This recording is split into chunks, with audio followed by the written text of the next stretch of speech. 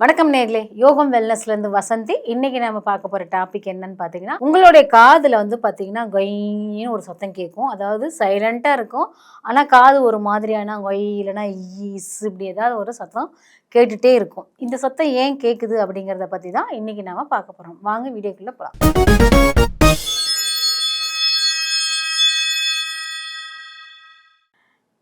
இப்போ நம்ம ஒரு சிலர் வந்து பார்த்தீங்கன்னா, அந்த காதுல சத்தம் கேட்கறத வந்து கண்டுக்க மாட்டோம். ஒரு சிலர் வயசாயிடுச்சு அதனால அப்படி இருக்குன்னு சொல்லுவாங்க. இந்த சத்தம் ஏன் வருது அப்படிங்கிறத வாட்ச் பண்ணி அத வந்து காது டாக்டர்ட்ட போய் பார்க்குறவங்களும் இருக்காங்க. ஸோ காதுக்குள்ள இந்த மாரி சத்தம் வருது அப்படின்னா, அது என்னதான் இருக்கு அப்படின்றத ஒரு 8 விதமான ரகசியங்கள் இருக்கு. அதையும் பார்த்துரலாம். ஆனா அந்த சத்தம் வெளியில இல்ல, மூளை உருவாக்கும் பேண்டம் சவுண்டுன்னு சொல்லுவாங்க. அதுவாக கூட இருக்கலாம். முதல்ல ஒரு சுவாரஸ்யமான உண்மை என்னன்னு பார்த்தீங்கன்னா, அந்த சத்தம் வந்து நம்மளுடைய காதுகள்ல கேட்குது அப்படின்னா, மைக்ரோஃபோன் மாதிரி இருக்கும் நம்மளுடைய காது. மூளை வந்து இந்த சத்தம் போடுற மாதிரி ஒரு எண்ணங்களை உருவாக்கும்.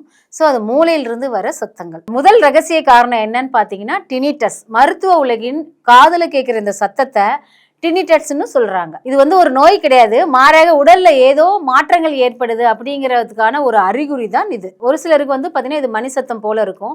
ஒரு சிலருக்கு பூச்சி ரீங்காரம் இடும் இல்லையா, அந்த மாதிரி அவங்களுக்கு கேட்கும். இப்போது ஒரு ஆச்சரியமான விஷயம் என்னன்னு பார்த்தீங்கன்னா, உலக புகழ்பெற்ற இசைக்கலைஞர் லுத்விக் வான் பீத்தோவன் வந்து காது சம்பந்தப்பட்ட பிரச்சனையால அவதிப்பட்டதா கூறப்படுது. இப்போ ரெண்டாவது காரணம் பார்த்தீங்கன்னா, நம்ம ஹெட்ஃபோன்ல வந்து ஃபுல் வேல்யூம் வச்சு பாட்டு கேட்டுட்டு இருப்போம்.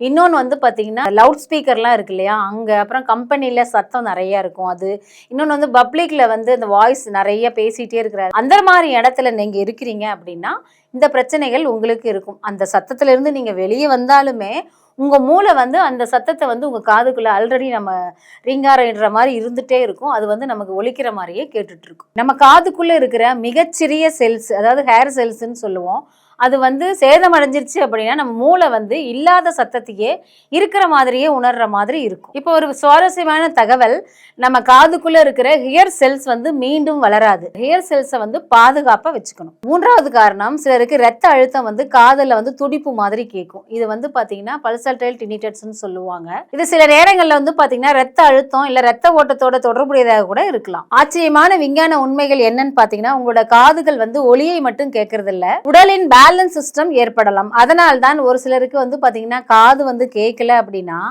தலை சுத்துறதும் ஏற்படும். அதனால்தான் ஒரு சிலருக்கு காதுல பிரச்சனை ஏற்பட்டுருச்சு அப்படின்னா தலை சுற்றலும் ஏற்படும். நான்காவது காரணம் மன அழுத்தம். ஸ்ட்ரெஸ் வந்து அதிகமா இருந்துச்சுன்னா காதுகள்ல சத்தம் வந்து அதிகமா உணரப்படும். காரணம், நம்ம மூளை வந்து அலர்ட் மோட்ல இருக்கும்போது சிறிய சிக்னல்ல கூட பெரியதாக ஆரம்பிக்கும். காரணம், நம்ம மூளை வந்து அலர்ட் மோட்ல இருக்கும்போது சிறிய சிக்னல்ல கூட பெரியதாக உணர ஆரம்பிக்கும். காரணம், மூளை வந்து அலர்ட் மோட்ல இருக்கும்போது சிறிய சிக்னல்களையும் பெரியதாக உணர ஆரம்பிக்கும். இப்போ ஒரு சுவாரஸ்யமான காரணம் என்னன்னு பாத்தீங்கன்னா, இரவு நேரங்கள்ல நம்மளுடைய மூளை வந்து அமைதியா இருக்கும். அந்த நேரத்துல வந்து காதுகள்ல சத்தம் அதிகமா இருக்கிற மாதிரி இருக்கும்.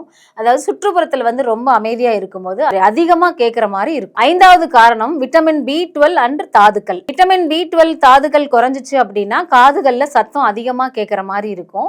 இது வந்து எல்லாருக்கும் பொருந்தாது, ஒரு சிலருக்கு தான் பொருந்தும். ஆனா நரம்பு ஆரோக்கியத்திற்கு விட்டமின் B12 ரொம்ப முக்கியமானது. இப்ப ஆறாவது காரணம் வந்து பாத்தீங்கன்னா தாடை மூட்டு. தாடைக்கும் காதுக்கும் என்ன சம்பந்தம்னு கேட்டீங்கன்னா, இங்க ஜாயிண்ட் இருக்கு இல்லையா, இந்த ஜாயிண்ட் தான் டிஎம்ஜின்னு சொல்லுவாங்க.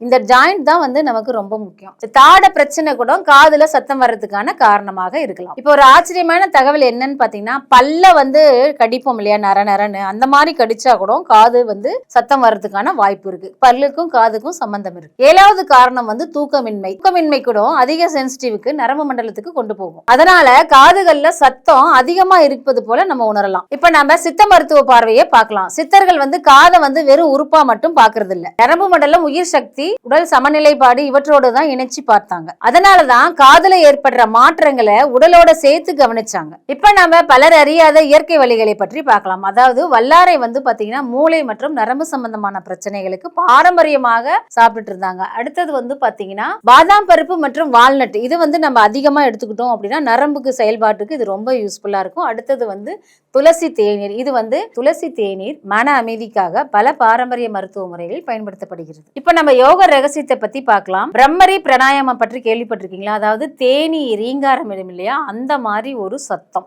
அதை நாம பண்ணோம் அப்படின்னா மன அமைதிக்காக யோக முறையில் பராமரிக்கப்படுகிறது. சிலருக்கு ஸ்ட்ரெஸ் சம்பந்தமான பிரச்சனைகள் இருந்தும் ரிலீவ் ஆகலாம். சிலருக்கு வந்து பாத்தீங்கன்னா ஸ்ட்ரெஸ் குறைப்பதன் மூலம் கூட காதுல வர சத்தத்தை வந்து குறைக்கிறதுக்கான வாய்ப்பு இருக்கு. இப்போ உங்களை நீங்க சுய பரிசோதனை செய்யுங்க. அதாவது இயர்போன் அதிகமா யூஸ் பண்ணும்போது உங்களுக்கு காதுல சத்தம் அதிகமா கேக்குதா, இரவு நேரங்கள்ல சத்தம் அதிகமா கேக்குதா, இல்ல பிபி அதிகமாகும் போது சத்தம் அதிகமா கேக்குதா அப்படிங்கறத நீங்க கவனிக்கணும். கவனிச்சு உங்களுடைய உடல் என்ன சொல்லுது அப்படிங்கறத நோட்டீஸ் பண்ணி அதை நீங்க சரி பண்ணணும். நண்பர்களே, காதுல சத்தம் கேட்கறது வந்து ஆபத்தான விஷயம் கிடையாது. அதாவது உடல் கொடுக்கும் ஒரு தகவல் என்னன்னு பாத்தீங்கன்னா, கேட்கும் திறன், நரம்புகள், மன அழுத்தம், தூக்கம் மற்றும் வாழ்க்கை முறையை கவனிக்கணும். இதை கவனிச்சு இதை கவனத்துல நம்ம எடுத்துக்கிட்டோம் அப்படின்னா இந்த காதுல வர சத்தத்தை நாம குறைக்கிறதுக்கான வாய்ப்பு முழுசா இருக்கு. நன்றி. இந்த பதிவு உங்களுக்கு யூஸ்ஃபுல்லா இருக்கும்னு நான் நினைக்கிறேன். நாளைக்கு வேற ஒரு பதிவில் உங்களை நான் சந்திக்கிறேன். அது வரைக்கும் உங்களிடமிருந்து விடைபெறுவது உங்கள் வசந்தி. நன்றி.